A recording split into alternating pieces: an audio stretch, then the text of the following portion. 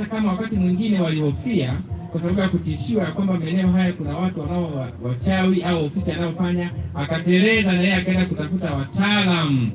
Jioni hii ya leo tunaomba Yesu msamehe hiyo dhambi, arejee kwa wewe ulio mtaalamu mkuu na Bwana wake, maana malaika wako tu wako zamu kila wakati wanalinda, na neno lako linasema ya kwamba malaika wako hufanya kituo na kuwalinda watakatifu wako, tena na kuwaokoa.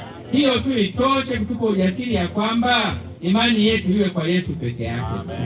Na kwa kuwa wewe ni mchungaji wetu, basi tuwe tayari kusikia sauti yako inavyotuongoza twende.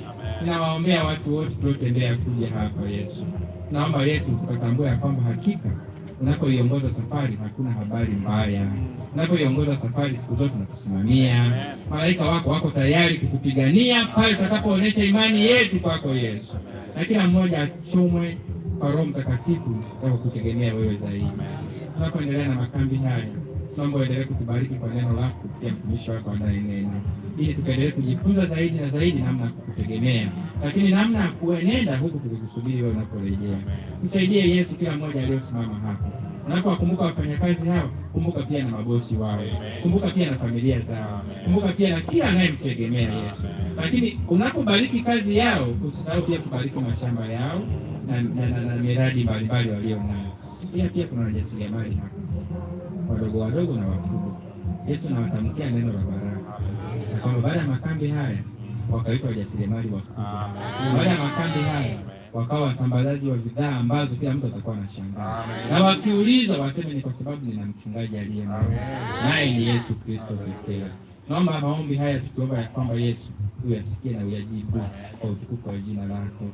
Pasta anapoendelea na watu wanapoendelea kuomba mioyoni kila mmoja, naomba apate kibali machoni pako katika jina la Yesu naomba, amina. Asante Bwana kwa ajili ya siku ya leo.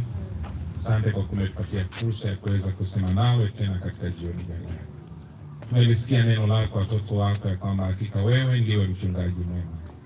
Katikati yetu na mbele zako wako wafugaji. Na kusihi Yesu kwa namna pekee wanaofuga wanyama, wanaofuga ndege, wakatambua kwamba wao ni mawakili wako Yesu. Kwa namna hiyo kupitia mifugo yao, jina lako na sifa vizidi kurudi kwako.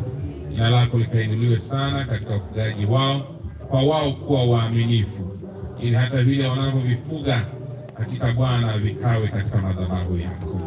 Kiwa kutakuwa na magonjwa, wewe ule daktari mkuu, hebu simamia katika mifugo yao, ili kama ni matibabu Yesu, kama ni chanjo mbalimbali Bwana, zikawe chanjo sahihi na kwa wakati sahihi, ili kwamba watoto wako wakashangilie baraka zitokazo kwako.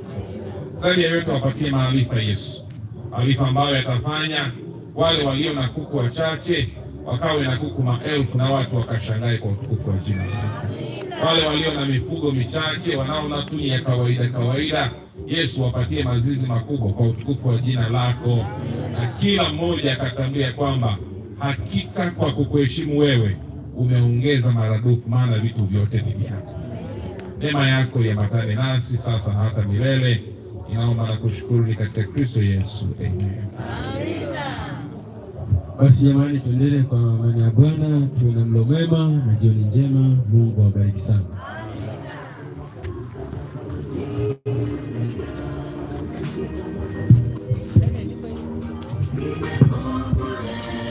Asante sana.